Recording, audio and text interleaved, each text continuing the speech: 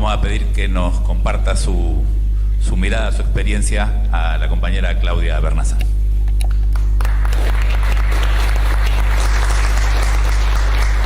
Bueno, muchas gracias. Qué lindo volver a esta casa. Muchas gracias, Cachorro. Muchas gracias a Arte por esta invitación. Y muchas gracias por cosas que ya no necesito decir. Muchas gracias a Ana, a la querida compañera de esta aventura política, de este desafío político que estamos transitando. Y a Javier, porque me ahorraron muchísimas cosas. Pero voy a tomar dos de ellos y a partir de ahí les digo lo que quería comentarles hoy. El Estado y sus trabajadores, el Estado como organización material, como arquitectura material, como arquitectura de administración, como procesos administrativos, es el tema ausente. El Estado, la administración pública y sus trabajadores y trabajadoras es el tema ausente de la agenda.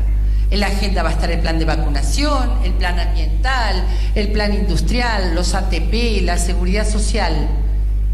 Pero queda como invisibilizado cuál es ese aparato institucional que lo hace posible y esos seres humanos, esas personas de carne y hueso que hacen posible esos programas. Eso es lo que fundamentalmente me ahorró Ana, porque con su apasionamiento lo comentó. Lo que le agrego es que para mí, digamos, no solo son los trabajadores y trabajadoras el tema ausente, sino el Estado como organización material. Y este es un problema para las fuerzas populares. ¿Por qué? Porque no es el tema ausente de las agendas liberales y del ajuste estructural. Para ellos no es un tema ausente. Por eso ellos cada vez que arremeten o se hacen del gobierno, hablan del ajuste del Estado, de las reformas del Estado, y nos encuentran nosotros como desprovistos de una narrativa sobre ese tema. Ellos la tienen reclara. Ellos van por el ajuste estructural y si no, recordemos las leyes de reforma del Estado o el concepto reforma del Estado como gran concepto de la derecha. Cuando en realidad nosotros también queremos transformar el Estado, pero no, lo tenemos como tema ausente. Quizás porque tenemos muchos derechos todavía por los cuales pelear. Hay razones, por las cuales es el tema ausente de nuestras agendas, pero acá estamos desde ATE, desde las áreas de gestión pública, desde muchas cátedras, desde espacios militantes, tratando de instalar este tema. De hecho, nosotros venimos lo vi por allí, vi a varios compañeros, nombro a Pablo Guevara, pero hay muchos compañeros aquí presentes de la Comisión de Estado y Administración Pública del Instituto Patria, donde estamos tratando de decir, hey, no se olviden de este tema. Y también Javier me ayudó a que desnaturalicemos este asunto de que el Estado es el gran organizador social que está allí para disciplinarnos, para regular nuestras vidas y en todo caso para garantizar derechos. Nos habló de muchísimas tareas que realiza el Estado local que tienen que formar parte de nuestras vidas y de nuestro concepto de Estado como algo absolutamente natural. Un Estado empresario, un Estado presente con sus hoteles, con una prestación de servicios y bienes, más allá de lo que ha previsto el liberalismo, tanto el liberalismo clásico como el neoliberalismo a lo largo del siglo XX.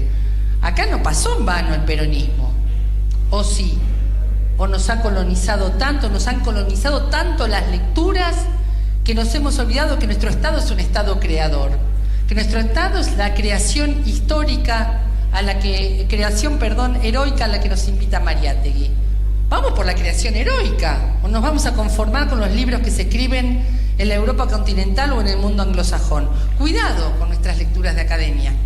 Y en esto, permítame decirles que celebro los espacios que hablan sobre el Estado y este Congreso para que empecemos a leer a los nuestros, para que empecemos a escucharnos entre nosotros acerca del Estado que queremos.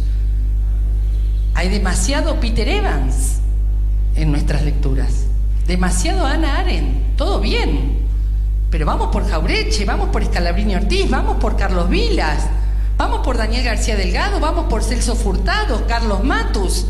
Este es un continente, un subcontinente muy rico en autores del Estado. Aquí hubo un desarrollismo de corte nacional y popular en todos nuestros países que produjo textos riquísimos, No se pierdan la fantasía organizada de Celso Furtado. No se pierdan Adiós, señor presidente, de Carlos Matus.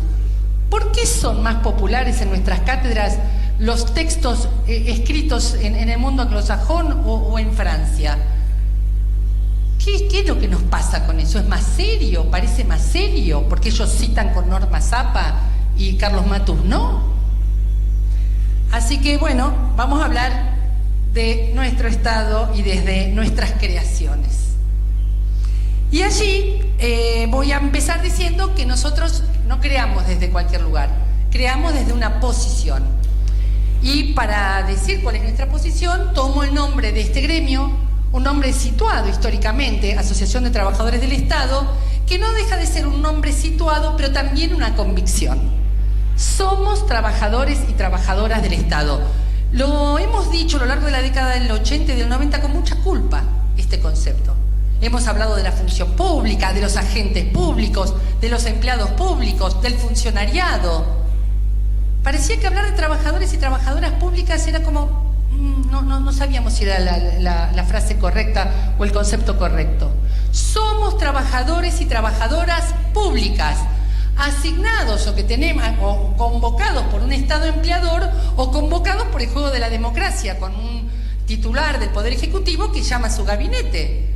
Pero eso no le quita su naturaleza de trabajo estatal a lo que hace Ana Castellani o lo que hacen todos ustedes. Así que desde esa posición vamos a decir que nunca más hablemos de recursos humanos.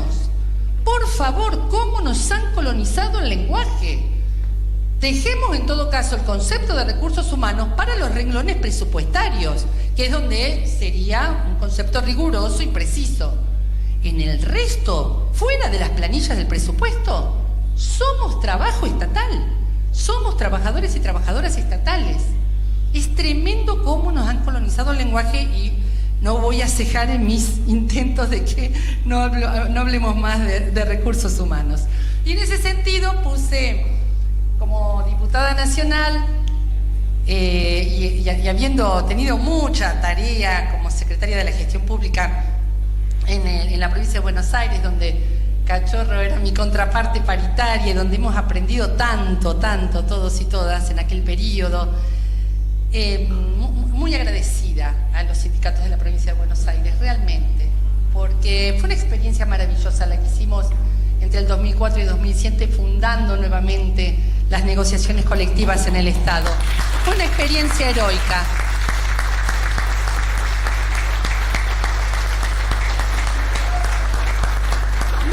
No solo porque repusimos las paritarias, sino porque las reinventamos. Y eso ha sido el trabajo de una convicción política, de una fuerza política del campo nacional y popular y también voluntad militante de los trabajadores organizados. Así que desde ahí estoy presentando como diputada nacional una ley de formación pública porque tenemos un problema en materia de dar una batalla cultural en relación con el sentido de lo público, en relación con lo público. Y a veces la tenemos que dar entre los propios compañeros y compañeras estatales. El Estado es una organización de la propia sociedad, va a decir García Linera, es indisoluble de la sociedad, pero al mismo tiempo es la organización de esa sociedad en la historia. Y por lo tanto el Estado no es siempre el mismo. Los pueblos no le asignan el mismo rol. Y por supuesto hay momentos en que está muy cooptado por sus élites el Estado, para que les cuide el capital, para que les cuide la propiedad privada, para que les cuide la concentración de su riqueza. Y las fuerzas populares van a ir en busca de las democracias para que las democracias le permitan hacerse del poder del gobierno, hacerse de los gobiernos del Estado y desde allí poder darle roles al Estado en busca de la igualdad, la justicia social y la ampliación de derechos. Esta es una disputa. El Estado es una organización social, la más importante que tenemos, la más compleja, pero hay que reconocer, es una organización en disputa. En todo el continente y ni que hablar aquí en la Argentina. Es una organización en disputa. Y allí, en este proyecto de ley, lo que estamos diciendo es que hay que conocer esta historia estatal y hay que definir qué queremos saber, qué saberes queremos que tenga un trabajador estatal, que seguramente no tendrán que ser aquellos saberes referidos a su ajuste estructural o a sus cálculos funcionales acerca de cuál es el número. Porque en esos programas de formación, lo primero que nosotros queremos que sepa un trabajador, una trabajadora estatal, es que el Estado es una nave guiada por un proyecto nacional. Y si está guiada por un proyecto de gobierno de corte nacional, popular, democrático y feminista, ese proyecto dicta el número de trabajadores. Ese proyecto orienta el presupuesto. Ese proyecto diseña estructuras, no los intereses corporativos. Así que estamos tratando de poner la naturaleza política del Estado como el primer conocimiento que tiene que tener un trabajador o trabajadora estatal en cualquiera de los roles que le toque asumir. Y en materia de trabajo estatal, permítanme contarles que la ley lleva por título Ley Hugo Cormick, un gran compañero de todos nosotros, un compañero que militó los temas del trabajo estatal, que militó su naturaleza política, y con quien estuvimos tratando de revisar las carreras que le propone el Estado a nuestros trabajadores, que son carreras normalistas y anticuadas. Y esto también lo tenemos que sincerar. Aun cuando normalizáramos el ingreso al Estado y aun cuando normalizáramos los concursos, el tipo de concurso que pensó el Estado moderno del siglo XVIII y del siglo XIX es un proceso de selección darwiniana, donde un compañero y compañera llega a alguna jefatura y el resto se queda sin carrera. Por lo tanto, tenemos que revisar, y somos los trabajadores los que vamos a tener que hacer creaciones heroicas, vamos a tener que revisar, pasar de carreras profesionales, carreras administrativas, a trayectorias, donde los compañeros y compañeras en todos los casos van creciendo en su rol dentro de la administración. Y ese crecimiento en su rol no necesariamente es asumir una jefatura, porque de otra manera vamos a continuar con un proceso de selección donde unos vamos a ser enemigos de otros, porque la carrera de uno es la ausencia de carrera del otro. Y estos son los estados modernos, jerárquicos, verticales del siglo XIX que estamos obligados a reinventar. Y en esta idea de las trayectorias públicas juega un rol central la democratización a través de las paritarias. Las paritarias es la gran mesa donde ponemos en discusión estos temas. Los pusimos en discusión en el 2004-2005, en aquellas primeras paritarias que recuerdo en la provincia de Buenos Aires, donde en esa democratización nos vamos a tener que preguntar qué perfil de trabajadores queremos. Y allí, permítanme, yo voy a decir algo que capaz no me ayuda, estoy en campaña. Pero bueno, lo tengo que decir, tengo que ser honesta conmigo misma y con lo que siempre digo. ¿Están representados entre nuestros trabajadores aquellos compañeros y compañeras de los barrios que por miles de motivos todavía no terminaron la secundaria? ¿Por qué cuando el presidente puso en marcha el cupo travesti trans en la administración pública tuvo que resolver el tema de la finalización de estudios secundarios en la propia norma? ¿No será que los estudios, aún con los esfuerzos que hemos hecho como pueblo desde los gobiernos de Néstor y Cristina para aumentar el número de universidades, el programa FINEX, etcétera, no será que todavía hay compañeros y compañeras que tienen mucho que decir sobre los programas públicos que todavía no logran finalizar sus estudios? Y algo tenemos que hacer con eso, al estilo de lo que hemos hecho con el cupo travesti trans y la posibilidad de finalizar los estudios en el trayecto del empleo público. Digo porque todavía somos un país injusto, muy injusto. Y como decía García Linera, que el Estado somos la sociedad organizada, el Estado no es más justo que la sociedad a la que pertenece, salvo que haya voluntad política de sus gobiernos y de sus trabajadores organizados para que el Estado sea ejemplo y sea punta de lanza en esa búsqueda de justicia social. A eso, si quieren, los convoco, los invito y caminaré con ustedes este trayecto. Dicho esto, y hablando de la democratización del empleo público en los términos que les comenté, se imaginarán lo que pienso de algunas figuras. No creo en las figuras de elites en el trabajo público. No creo en figuras del tipo agentes de modernización, administradores gubernamentales, con todo el respeto que le tengo a compañeros y compañeras con ese rol. Creo que fueron una figura muy importante en la década del 80, cuando la democracia tuvo que gobernar un Estado que venía de gobiernos de la dictadura.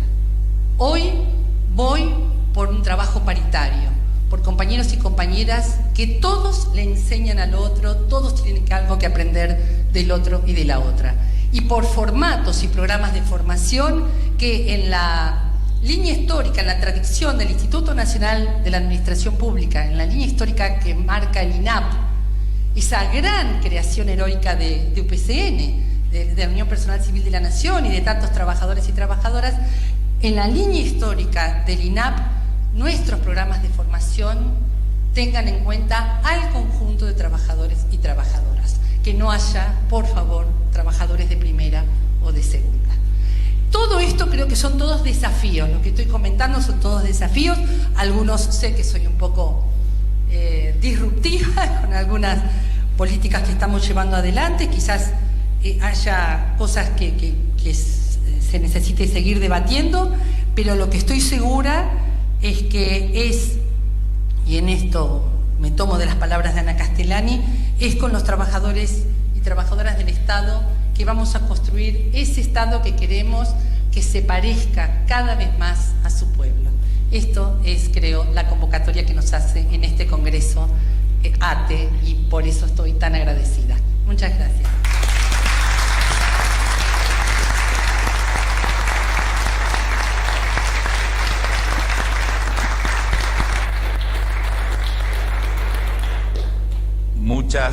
Muchas gracias, Claudia. Compañeros varones de la mesa, qué mujeres apasionadas le tocaron, viejo. Va a ser difícil, pero bueno, hagan un esfuerzo.